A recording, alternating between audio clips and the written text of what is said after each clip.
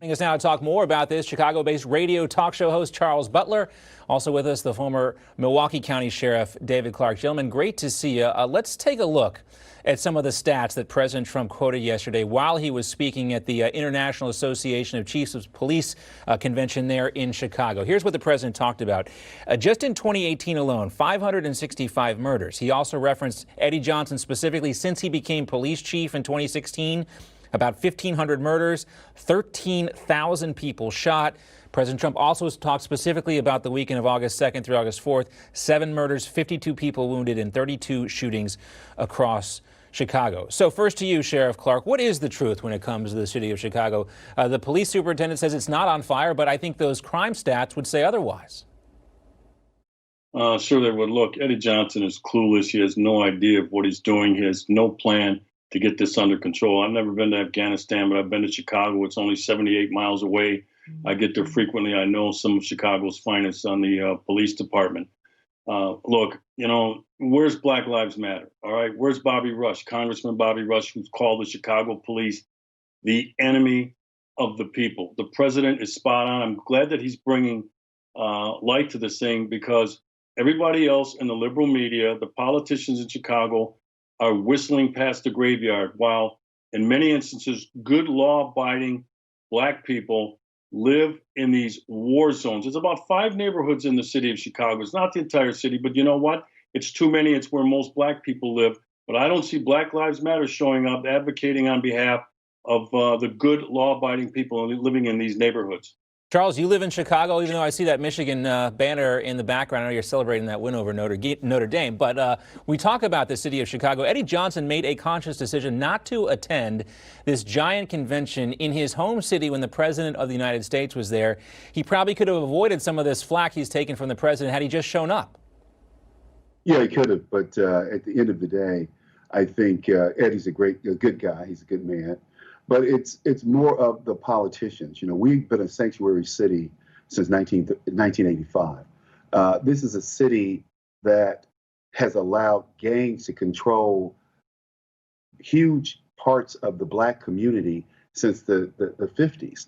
And no one said anything. It's a way of life. When I moved here in 97, I could not believe that gangs had city contracts. They were treated as a political entity in these Black communities because they got the vote out during the vote time. They were part of the Democrat machine, and nobody really talks about that. That the criminal element was part of the Democrat machine. John, Sheriff Clarke, and I know Sheriff Clarke, and we talked before. I can tell you, I have said that every member of the Congressional Black Caucus has a area in their congressional district that is a war zone. I worked in several war zones here in Chicago when I worked for WVON. And I can tell you, I carried a gun to work every night because my life was threatened.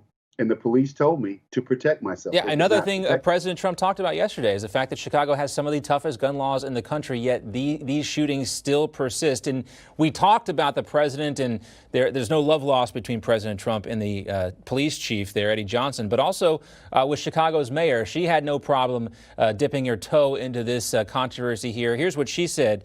Sheriff Clarke, about President Trump's speech yesterday. Quote, "It's no surprise that Donald Trump brought his insulting, ignorant buffoonery to Chicago. Luckily, in this city, we know the truth, and we will not let anyone, no matter how high the office, denigrate who we are as a people or our status as a welcoming city." It does seem, Sheriff Clarke, like nobody really wants to take responsibility for this issue, so it will persist.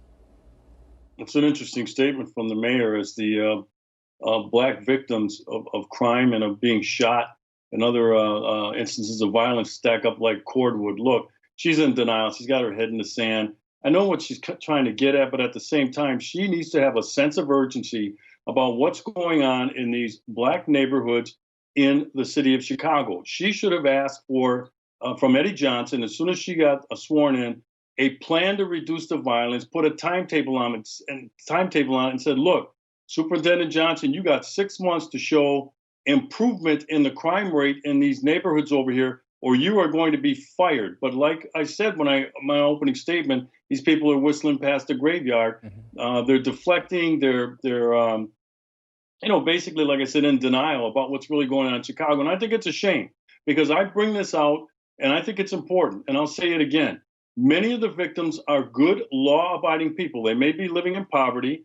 They may be unemployed. They may be undereducated, but they're just trying to get through life. Tyshawn Lee, last year, 9 years old, gunned down in a gang crime situation. And then when the trial came, they didn't make an arrest.